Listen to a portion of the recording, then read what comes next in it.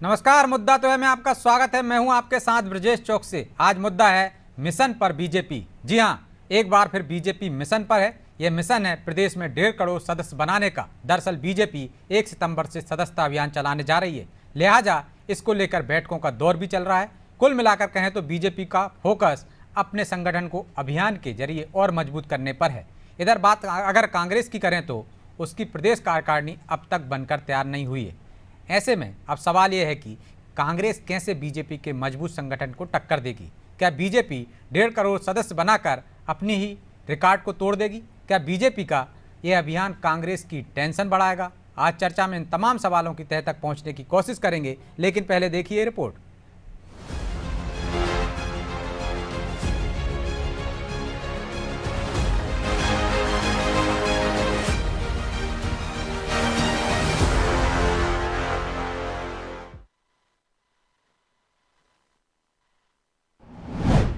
BJP का सदस्यता अभियान। इस बार भी बीजेपी रचेगी इतिहास। बीजेपी की सबसे बड़ी ताकत उसका संगठन है, इसलिए उसका फोकस अपने संगठन को मजबूत करने पर रहता है। लिहाजा बीजेपी 1 सितंबर से सदस्यता अभियान शुरू करने जा रही है। इसके लिए लगातार बैठकों का दौर चल रहा है। नेताओं और कार्यकर्ताओं को जिम्मेदारी सौंपी जा रही है। बुधवार को भी बीजेपी की एक बैठक हुई। बैठक में हर बूथ से 150 से 200 लोगों को सदस्य बनाए जाने का टारगेट दिया गया। सदस्यता अभियान के लिए रोज की मॉनिटरिंग हो, इस पर भी चर्चा हुई। बीजेपी ने यह भी तय किया है कि गांव के अंदर चौपाल करते हुए सदस्यता अभियान में वो लोगों को जोड़ेगी। कि सभी मोर्चे हमारे जो बूथ हम हारे हैं, लगभग 15,000 बूथ हम लगातार चुनावों में हमारा एनालिसिस जो है, तो उन बूथों पर ज़्यादा से ज़्यादा मेंबरशिप हो, ये हमारा प्रयास है कि उन बूथों को जीतने का हमारा टारगेट है। महिलाओं को, नौजवानों को, अनुसूचित जाति जनजाति ओबीसी समाज वर्ग से लेकर अल्पसंख्यक समुदाय तक सबको सदस्यता के अभियान में ज़्यादा से ज़्यादा, और समाज के डिफरेंट सेगमेंट के जो लोग हैं, आर्टिस्ट हैं, खिलाड़ी हैं, नए यूथ एंटरप्रेन्योर हैं, इस प्रकार के लोगों को भी हम इस सदस्यता के अभियान में भारतीय जनता पार्टी के साथ जोड़ने का हमारा संकल्प है। बीजेपी सदस्यता अभियान को एक मिशन के तौर पर ले रही है, तो वहीं कांग्रेस अपने संगठन को मजबूत करने को लेकर क्या तैयारी कर रही है, इसकी तस्वीर साफ नजर आती है। जीतू पटवारी को प्रदेश कांग्रेस अध्यक्ष बने 7 महीने हो चुके हैं, लेकिन अभी तक जीतू की टीम तक नहीं बनी है। अब अपने संगठन को कांग्रेस कैसे मजबूत करेगी और बीजेपी के अभियान को वो कैसे देख रही है, ये जान लीजिए। अब फिर गोली दे रहे हैं कि 1.5 करोड़ सदस्य बनाएंगे। तो पहला तो पुरानी जो घोषणा थी, दावा था, उससे लक्ष्य 50 लाख तो वैसे ही कम हो गया। तो ये भारतीय जनता पार्टी जो गोलीबाजी करती है, जो बड़े बड़े सूखे छोड़ती है, उससे कांग्रेस का कोई वास्ता नहीं है, न लेना देना। हमारे 25 लाख सदस्य थे, हैं, और आगे जो है जब सदस्यता अभियान होगा तो 25 के जो है 50 का हमारा लक्ष्य होगा। हम जो है गोलीबाजी नहीं करते।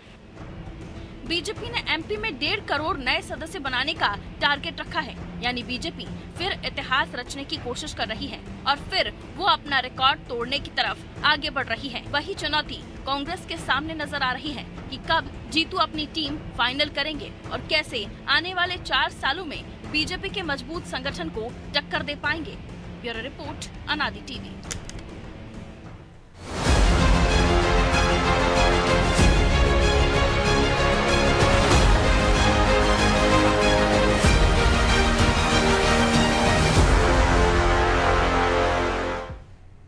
तो इस मुद्दे पर चर्चा के लिए हमारे साथ जुड़ गए हैं बीजेपी प्रवक्ता ब्रजगोपाल लोया, कांग्रेस नेता रितेश त्रिपाठी और हमारे सहयोगी प्रभु पटेरिया।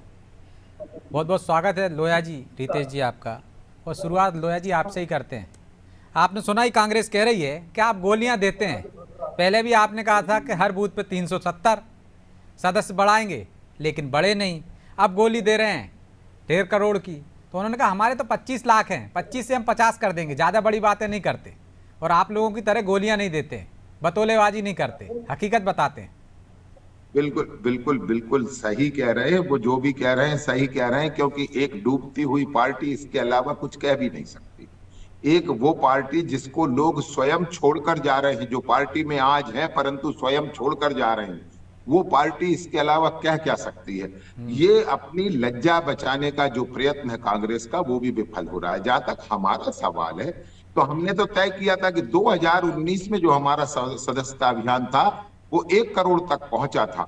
उस 1 करोड़ के सदस्यता अभियान को 1.5 करोड़ तक पहुंचाने का लक्ष्य भारतीय जनता पार्टी ने रखा है और ये कोशिश हम लोग कार्यकर्ता करेंगे कि उसको और ज्यादा 1.5 करोड़ से ज्यादा बढ़ा सकें। एक बात है। दूसरी बात एक और है कि जो लोग कह रहे थे कि हमें कितने मत मिले, तो उनकी जानकारी के लिए बता दूं कि हमें 58.5% वोट मिले थे 2023 में, जो चुनाव मध्य प्रदेश में विधानसभा का हुआ था। उसके बाद जब लोकसभा का चुनाव हुआ तो हमें 61.8% वोट मिले, यानी हमारा मत प्रतिशत और बढ़ा और कुल मध्य प्रदेश में लोकसभा के चुनाव के दौरान 2 करोड़ 41 लाख वोट भारतीय जनता पार्टी को मिले हैं।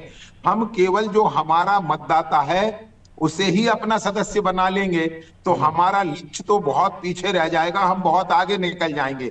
और दूसरी बात एक और है कि हम केवल किसी व्यक्ति का नाम लिखने और जोड़ने की प्रक्रिया का नाम भारतीय जनता पार्टी की सदस्यता नहीं है।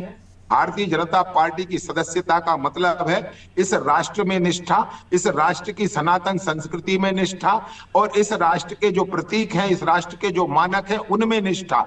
तो कांग्रेस पार्टी भी लोगों के पास जाए कि उनकी निष्ठा काय में है, वो बताएं और लेकिन वो ये भी तो कह रहे हैं ना लोया जी, अपनी सदस्यता का अभियान चलाएं। हमें कोई 50 लाख ऐतराज तो नहीं है। आपके कम हो गए, 50 लाख कम हो गए, आपने खुद माना है, स्वीकार किया है। आपके अध्यक्ष खुद मान रहे हैं कि 15,000 बूथ पर तो हम हारे हैं, उनको मजबूत करना है। बिल्कुल, उसको भी बता देता हूं ब्रजेश जी। देखिए, मध्य प्रदेश में 64,871 बूथ थे और हमने ये कल्पना की थी कि हम कोशिश करेंगे कि ज्यादातर बूथ जीते, 90% से अधिक बूथ जीते, मगर हम फिर भी 49,000 बूथ जीतने में सफल हुए और 15,000 बूथों पर हम पीछे रह गए। उन 15,000 बूथों में पार्टी का कार्यकर्ता बनाना, संगठन खड़ा करना और उसे मजबूती के साथ अपनी विचारधारा को और रखना, ये हमारा लक्ष्य है। और एक बात आप हमेशा याद रखिए, जो इंटेलिजेंट, डिलीजेंट और ओबीडिएंट विद्यार्थी होते हैं वही अपने लक्ष्य तय करते हैं। बिना लक्ष्य के तो वो विद्यार्थी रहते हैं जो नकल के भरोसे रहते हैं कि परीक्षा का जो दिन आएगा उसमें नकल करके हम पास हो जाएंगे। परंतु हम इंटेलिजेंट भी हैं, हम ओबीडिएंट भी हैं और हम डिलीजेंट भी हैं। तो हम में तीनों यदि गुण हैं भारतीय जनता पार्टी के कार्यकर्ता में, तो निश्चित हम लक्ष्य तय करके ही चलेंगे। और जो बिना लक्ष्य के चलते हैं उनका तो देख रहे हैं आप दुर्दशा क्या हो रही है कि विधानसभा में जनता ने क्या जवाब दिया और लोकसभा में क्या दिया, शून्य पर आ गए। ठीक है, तो रितेश जी वो तो 90% बूथ पर जीत रहे हैं, आप 15,000 पर जीतकर मतलब आगे रहकर इतनी बड़ी बातें कर रहे हैं। आपके यहाँ से छोड़ कर लोग जा रहे हैं, वो कह रहे हैं पार्टी आपकी डूबती हुई है। आपके यहाँ से बहुत सारी संख्या में लोग छोड़ के चले गए, 5.5 लाख का वो दावा करते हैं। तो ऐसे में कैसे मुकाबला करेंगे? कार्यकारिणी अभी तक आप बना नहीं पाए हैं और आप कह रहे हैं कि 25 से हम 50 हो जाएंगे, इससे ज़्यादा कुछ नहीं, बड़ी बातें नहीं करते। तो लक्ष्य तो वही रखेगा ना जो होशियार होगा। नकल करके कैसे पास हो जाएंगे आप, कैसे सत्ता में आ जाएंगे?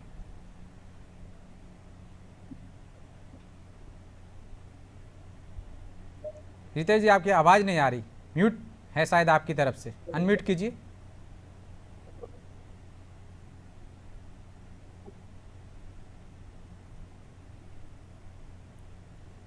रितेश जी आपकी आवाज नहीं आ रही है,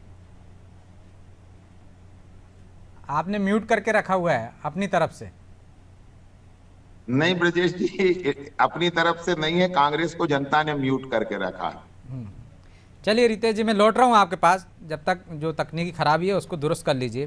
प्रभु जी, कांग्रेस लगातार प्रयास कर रही है, आंदोलन भी कर रही है, कार्यकारिणी बना नहीं पाई है। ऐसे में यदि वो खुद कहती है, उसके बड़े नेता कहते हैं, जीतू पटवारी हों, दिग्विजय सिंह हों, कमलनाथ हों, कि हमें बीजेपी के संगठन से मुकाबला करना है, लेकिन मुकाबले करते तो दिख नहीं रहे। आप ना संगठन अपना खड़ा कर पा रहे हैं, ना लोगों को जोड़ पा रहे हैं। ऐसे में कैसे 2029 में मुकाबला करती दिखेगी कांग्रेस? ब्रजेश जी, इसके लिए हमें को कांग्रेस को समझना होगा। कांग्रेस आज़ादी के पहले की पार्टी 135 साल से। नमस्कार करता हूँ। और जी रितेश जी, चलिए आप ही पूछ लीजिए, फिर मैं आपकी बात हो जाए, इसके बाद मैं प्रभु जी के पास चला जाऊंगा। बोलिए रितेश। तो नहीं है, आवाज आ रही है? आ रही है आपकी आवाज? आवाज आ रही है? आ रही है। सवाल दोहराऊं या आप जवाब? आवाज आ रही है आप तक मेरी? आ रही है आपकी आवाज? आपने म्यूट करके रखा हुआ नहीं, अपनी तरफ से नहीं है, कांग्रेस की जनता ने म्यूट करके। ये तो रिपीटेशन जब तक दो तकनीकी खराबी चलिए ब्रजेश जी, जब मैं आ रहा हूँ आपके पास रितेश जी, जो कुछ तकनीकी खामी है, मैं लौट रहा हूँ आपके पास। जी प्रभु जी। तो ब्रजेश जी, हमको इसको समझना होगा, कांग्रेस को, जो कांग्रेस आज़ादी के पहले से पुरानी पार्टी है, उस तब बनी थी, और कांग्रेस में सस्ता अभियान जैसी कोई ऐसी जैसी बीजेपी करती ऐसे कोई अभियान की जरूरत नहीं। वो एक भीड़ तंत्र के साथ चलता रहा, एक मूवमेंट था कांग्रेस, एक आंदोलन था देश को आज़ाद कराने के लिए। जो उस आंदोलन में, देश को आज़ाद कराने के आंदोलन में अपनी आहुति देना चाहता था, वो कांग्रेस से जुड़ता चला गया, कांग्रेस बनती चली गई, देश आज़ाद हुआ। लगभग वही स्थिति रही कांग्रेस की। तो कांग्रेस को चूंकि वो पहले फिर उसी तरह से टूटती भी रही कांग्रेस। वो तो खैर टूटना जोड़ना तो प्रक्रिया, बीजेपी भी टूटती रहती है, कोई दिक्कत की बात नहीं। बलराज मधोक से लेकर उमा भारती तक बहुत सारे किस्से बीजेपी के भी मिल जाएंगे, ऐसी बात करेंगे तो। लेकिन यहाँ पर जो मूल विषय ये है, भारतीय जनता पार्टी लक्ष्य तय करती है कि हमको आगे बढ़ना है। कांग्रेस की तुलना में बहुत नई पार्टी है, युवा पार्टी है, वो आगे बढ़ने का लक्ष्य तय करती है, क्योंकि उसको उस लक्ष्य को तक पहुँचने के बाद उसके और आगे बढ़ना है। कांग्रेस के पास ऐसा कुछ नहीं। तो इसलिए आपने जो जीतू पटवारी की बात की, वो संगठन का काम की बात तो कर रहे थे कि संगठन वैसा करेंगे, लेकिन वो अपनी स्टाइल में संगठन बढ़ाने में लगे हुए हैं। आप देखिए, जब से जीतू पटवारी अध्यक्ष बने हैं, आप कमलनाथ के कार्यकाल से तुलना कर लीजिए, आए दिन रोज सड़क पर कहीं ना कहीं आंदोलन प्रदर्शन कांग्रेस करती चली जा रही है। पूरे प्रदेश में कहीं ना कहीं उनका रोज कोई ना कोई एक आंदोलन होता है, और ऐसा आंदोलन होता है जिसमें वाटर कैनन चलाने के लिए पुलिस को मजबूर होना पड़ता है, जहां पर की रेलिंग टूटती है, जहां कांग्रेस के 2-4 नेता घायल होने की खबर आती है। ये कांग्रेस स्टाइल है। उनका कार्यकर्ता ऐसे ही जुटता है कि हम संघर्ष कर रहे हैं। हमारा नेता यदि पानी वाटर कैनन की मार झेल रहा है, 5-5 फीट पीछे खिंच रहा है, तो वो उसको जोश आता है, वो ऐसे आता है। भारतीय जनता पार्टी में मार खाने की परंपरा नहीं है ऐसी भारतीय जनता पार्टी में। लेकिन हमने तो पहले देखा है भारतीय जनता पार्टी मार खा के यहाँ पहुंची है। 20 साल हो गए ब्रजेश जी, वो ऐसी मार नहीं पड़ी, वो किसी कहीं खास मार पड़ी थी। इस तरीके के इतने नहीं हुए जैसे कि अभी कांग्रेस के चल रहे हैं। भारतीय जनता पार्टी में कमरा बैठकों का दौर है, आरएसएस की पद्धति पे काम करने वाली पार्टी है, वो पूरी प्लानिंग के साथ जाती है, इसलिए वो आगे है। जो लक्ष्य की बात है, जो आप याद कीजिए कि 2014 में बीजेपी ने लक्ष्य तय किया था 272 प्लस, तो उनको 283 सीटें आई। उसके बाद उन्होंने लक्ष्य तय किया कि अब की बार 300 पार, तो जो 300 ज़्यादा सीटें आई उनकी। अब की बार उन्होंने 400 पार का लक्ष्य दिया था, 400 नहीं पहुंचे वो, लेकिन 240 तो पहुंच गए। यदि वो लक्ष्य ना देते तो शायद सरकार से ही बाहर होते। जब यदि जिस तरीके से उनकी सीटें कम हुई तो निश्चित तौर पर देश में नाराजगी तो थी इस पार्टी के प्रति कहीं ना कहीं। लेकिन उन्हें एक बड़ा गोल दे दिया कि अब की बार 400 पार, एक ऐसा माहौल बनाने की कोशिश की, जनता को लगा नहीं आ तो यही रहे। तो जनता जो है वहाँ तो बहुत सारे लोग वोट डालने चले गए और 240 सीटें वो जीत गई। तो निश्चित तौर पर एक लक्ष्य देकर वो काम करने की आदि पार्टी है। अभी हमने देखा था कि जब इसकी पहली बैठक हुई थी भारतीय जनता पार्टी की सदस्यता अभियान को लेकर, तो मुख्यमंत्री और प्रदेश अध्यक्ष दोनों ने जो आंकड़े गिनाए थे, तो उन्होंने कहा कि 96 लाख तो मध्य प्रदेश में पिछली बार सदस्य बनाए थे पार्टी ने। जो 1 करोड़ की बात हो रही है, 4 लाख तो यहीं कम हो गए। अध्यक्ष ने 96 कहे थे, मुख्यमंत्री ने 93 लाख कहे। लोहिया जी उस बैठक में होंगे मेरे ख्याल से। और दोनों ने जो एक सामूहिक फिगर दिया था, दोनों एक मुद्दे पर राय थे कि 68 लाख वेरिफिकेशन में पाए गए। तो यदि हम अध्यक्ष के ही फिगर को ले लेते तो 28 लाख तो आपके पहले दिन ही फर्जी थे। जब सस्ता अभियान आप मिस कॉल के जरिए जो जुड़े, उसमें से 28 लाख को खुद ही आप वेरीफाई नहीं कर पाए जो आपके सदस्य हैं, तो फिर आगे की स्थिति का अंदाजा लगा सकते हैं। लोहिया जी, ये जो मैं कह रहा हूँ, आप बैठक में थे, मैंने बताया आपको। हमने तस्वीरें भी दिखाई अभी बैठक की, जिसमें लोहिया जी दिख रहे हैं अध्यक्ष जी के आसपास। चाहे तो हम इसको आपको सुनवा भी सकते हैं, दोनों के श्रीमुख से ये बातें।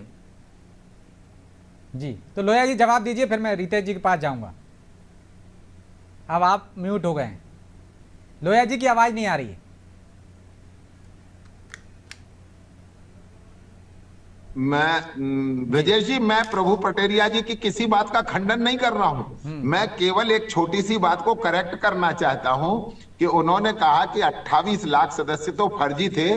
फर्जी नहीं थे, यानी 2 स्थितियां थी। पहले एक व्यक्ति मिस कॉल करेगा तो हमें जितने मिस कॉल प्राप्त हुए वो अलग गणना है, और उसके बाद हमने जो सदस्यता की आईडी जारी की वो अलग गणना है।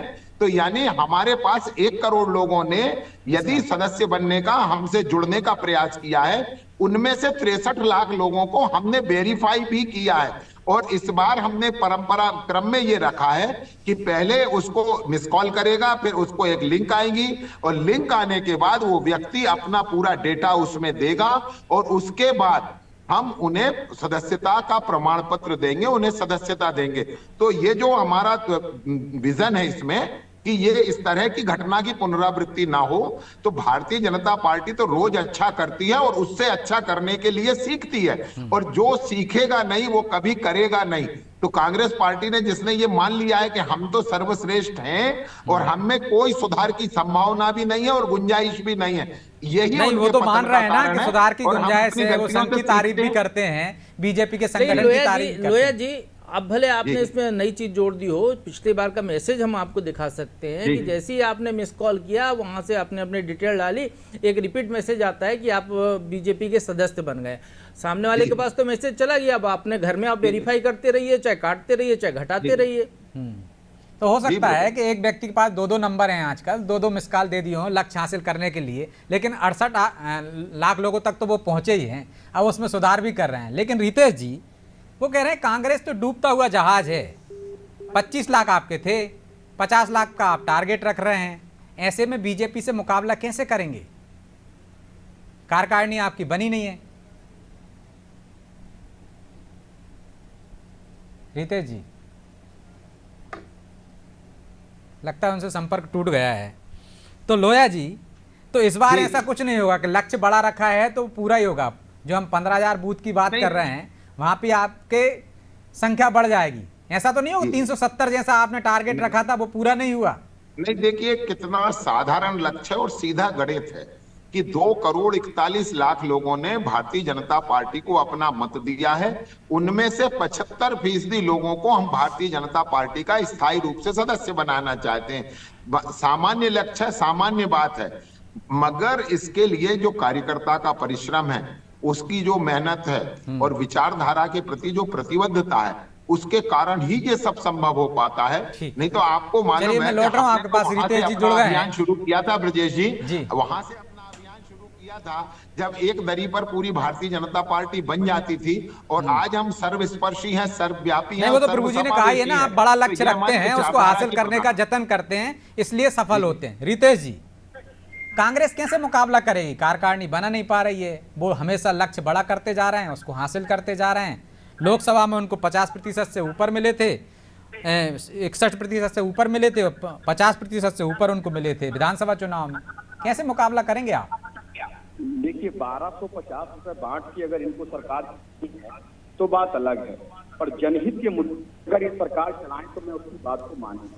ब्रजगोपाल लोकल था वो सर्वव्यापी, सनातन कहते सर्वव्यापी सिर्फ परम ब्रह्म है और दूसरा कुछ नहीं है। जब भारतीय जनता पार्टी के अंदर अहंकार इस स्तर पर आ चुका हो, भगवान के स्थान पर वो अपने आप को रखने लगी हो, और जैसा कि प्रभु पटेल जी ने बहुत अच्छे तरीके से सारी बातों का एनालिसिस किया और एक एक बात का स्पष्टीकरण किया, मैं ये नहीं कहता कि कांग्रेस की तरफ से प्रवक्ता के रूप में बता रहे हैं। आप कहां से कहां पहुंच गए कि भगवान की जगह रखने लगे? हम तो संगठन की बात कर रहे हैं भाई, कि वो कहां और आप कहां, और आप उनको भगवान बनाने, संगठन मजबूत करने की दिशा में। रितेश जी, मेरी बात सुनिए, लोया जी आप मेरी बात सुन लीजिए।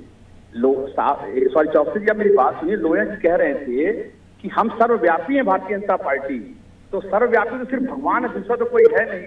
भारतीय जनता पार्टी लाखों कार्यकर्ताओं को मिस्ड कॉल से अपनी पार्टी में ज्वाइन करवाती है, और थोड़े दिन बाद इस बात का खंडन हो जाता है कि 33 में सिर्फ 1/3 लोग ही, मतलब 75% लोग ही पाए गए, बाकी लोग पाए ही नहीं गए।